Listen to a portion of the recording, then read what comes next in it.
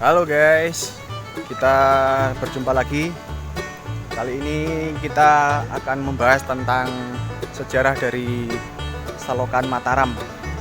Kalau kita lihat di depan kita ini merupakan Sungai Progo. Nah, ini berada di kawasan Ancol Bigo, itu perbatasan antara Jogja dengan Magelang. Jadi kalau di sana ada jembatan, itu yang sebelah sana itu sudah akan memasuki ke daerah Magelang. Seperti ini Sungai Progo yang menjadi sumber air utama yang mengalir di Selokan Mataram. Jadi lokasi ini itu merupakan lokasi dari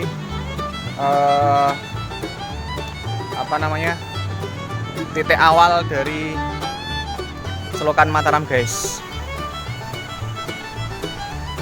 Di bagian sini ada bunker. Saya kurang tahu ini bunker ini untuk apa. Terus kalau kita lihat di depan kita ini ada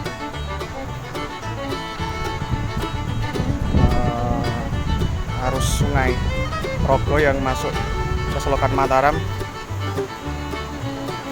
Bawah sini guys, nanti masuk ke sana. Kalau kita lihat dari atas seperti ini. Di bawah kita itu merupakan awal mula dari Selokan Mataram. Sekarang coba kita untuk ke bawah. Jadi menurut sejarah Selokan Mataram itu dibuat masa penjajahan Jepang. Ini digunakan sebagai taktik dari, kita turun di sini guys, agak curam.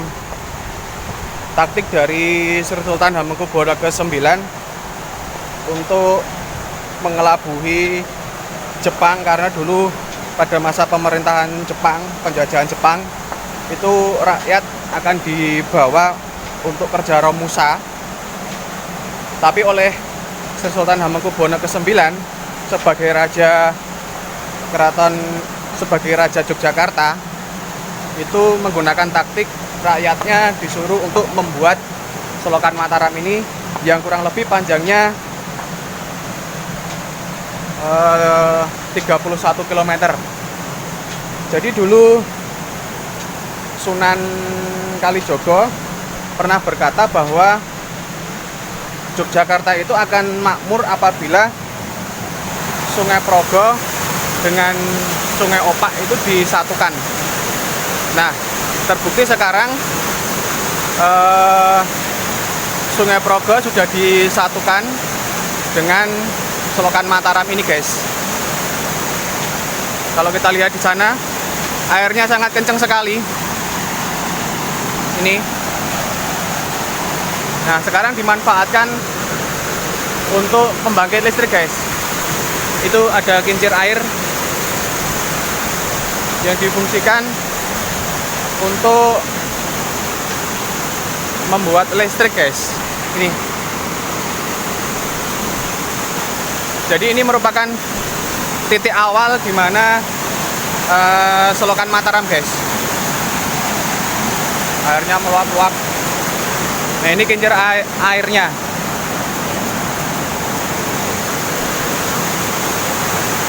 Sebelum saya tadi merekam video ini, tadi ada anak-anak yang mandi di sana guys.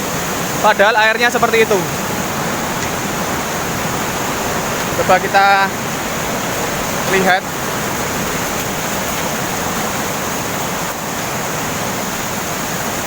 Sebelah sana.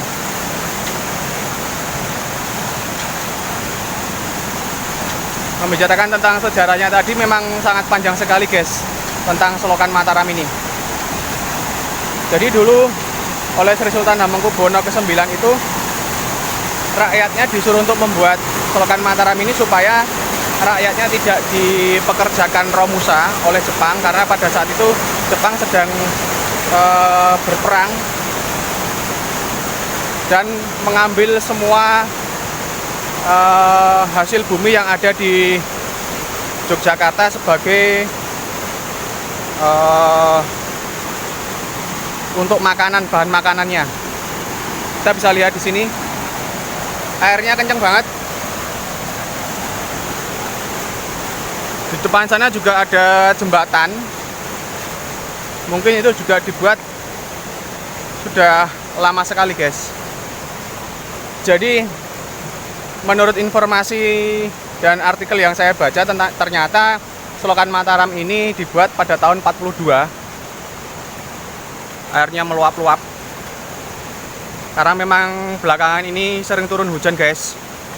Dulu ini pernah kering waktu ada pembuatan Bendungan Kami Joro atau pembenahan selokan itu dulu ya, pernah ada. Itu dulu pernah kering, guys, Selokan Mataram itu. Ini di sini kalau kita lihat seperti itu, guys.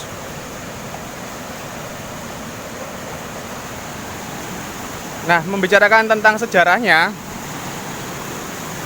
itu waktu itu Sri Sultan Hamengkubuwono mempekerjakan rakyatnya untuk membuat selokan ini untuk menyelamatkan rakyatnya.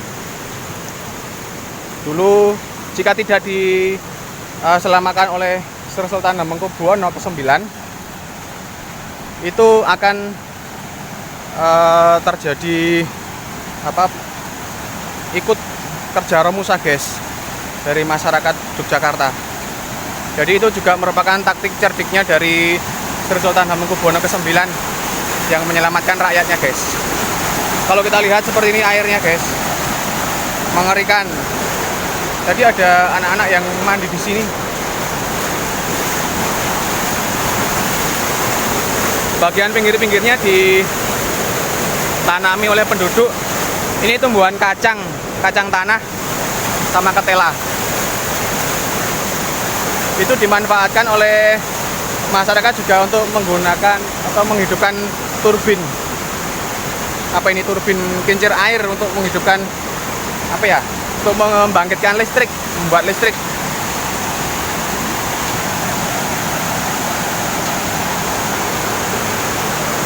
Itu masih banyak sampah-sampah. Itu juga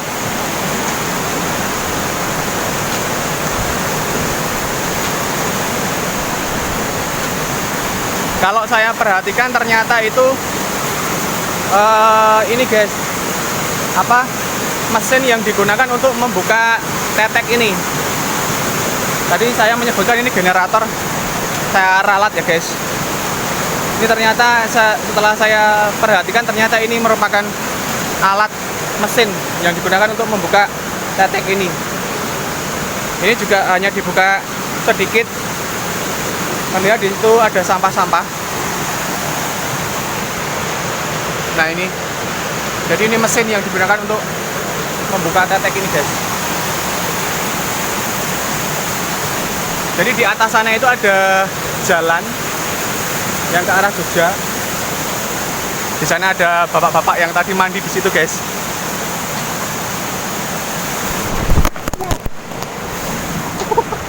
Handphone tiba.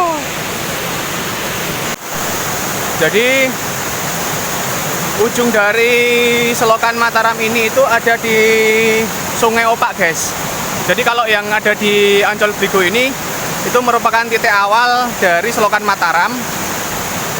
Titik awal dari Selokan Mataram yang bagian timur ujungnya itu ada di Sungai Opak. Panjangnya sekitar 31 km.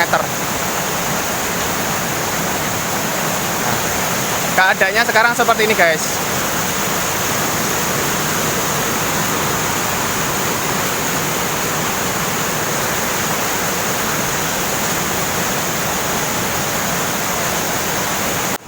Oke, guys, sekarang kita naik lagi.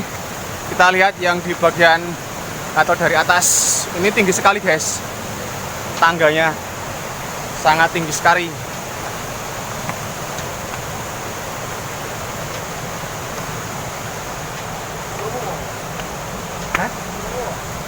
Krungu. Di sana ada bangunan yang sudah rusak. Mungkin itu kantornya, guys.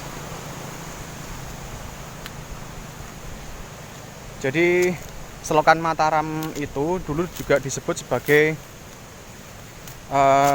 saluran irigasi Yoshiro. Tapi lebih terkenalnya disebut dengan Selokan Mataram. Kita lihat di sini ada sebuah pengesahan. Nah, namanya Bendung Karangtalun. Tahun 84, guys. Disahkan oleh Insinyur Suyono sebagai Menteri Pekerjaan Umum tanggal 25 April tahun 84. Terus di sini juga ada tanah milik negara. Dilarang untuk menempati atau memanfaatkan. Ancaman pidananya dihukum 9 bulan penjara, guys, dan 2 tahun 9 bulan. Terus yang menanam ketela sama kacang tanah tadi gimana ya, guys, kalau ada ancaman seperti itu? Vandalisme lagi, selalu ada vandalisme. Itu juga vandalisme.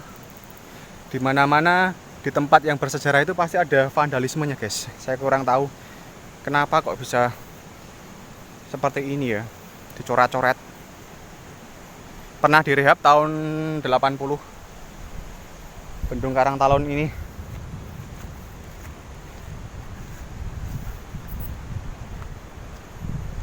Kalau ke sana ke arah Magelang, guys. Nah, ini Sungai Progonya tadi.